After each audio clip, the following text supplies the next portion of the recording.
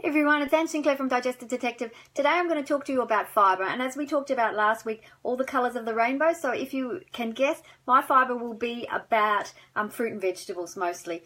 So for men need about 35 grams to 40 grams of fibre a day. Women probably need about 25 to 30 a day.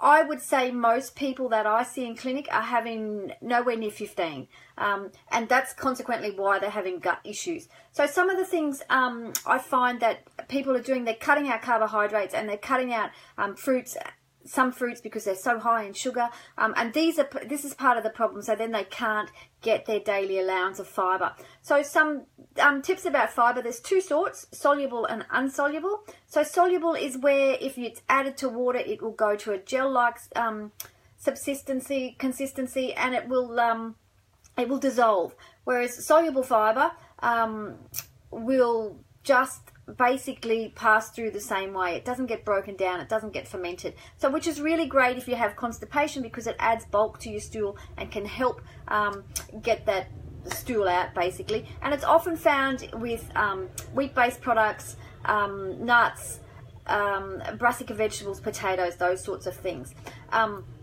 So with fibre in general, it doesn't allow for a greater spike in your blood sugar, so which is really great because it feeds your gut bacteria. It also helps with weight loss because you're not spiking your blood sugar all the time. You're keeping it really stable, so that helps. It helps improve your lipid profile, so your HDL, your LDL, and your triglycerides, because it's moving stuff out, and that in turn helps improves your liver. So that all is useful. Type 2 diabetes, motility within your bowel, it will help regulate that because there's fibre moving through it all the time. And there also is some research around that can help with breast cancer, so that the high fibre helps improve the outcomes and the diagnosis of breast cancer. So basically when you're doing this, you want to focus on about 10 grams of fibre per meal. So for women, that's 30 grams just in breakfast, lunch and dinner, and you'll also probably add some snacks.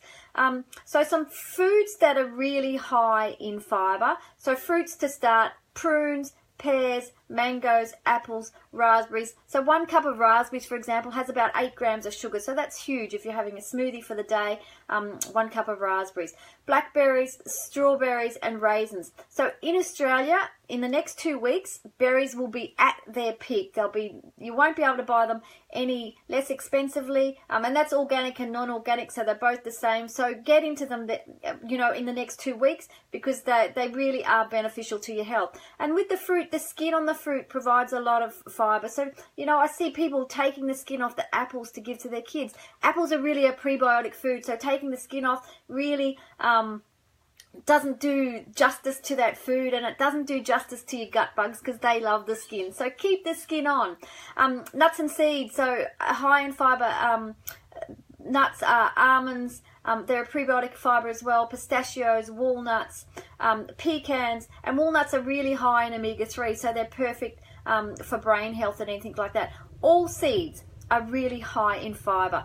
Not great if you've got diverticulitis, but work through the vegetables and get yourself some gut healing, and then that will be useful after that. So this is a doozy that I see everybody avoiding: legumes and beans. Now these are so fantastic for gut health, and if they're prepared the right way, they are absolutely perfect for gut health in general. So 1 cup of legumes or beans can be 10 to 15 grams of fibre. 1 cup. So that's, in one meal you've knocked off a whole stack of fibre. I wouldn't start with a cup though if you've not eaten beans for a long time, because it'll make you really gassy and bloated, and then you'll be cursing me.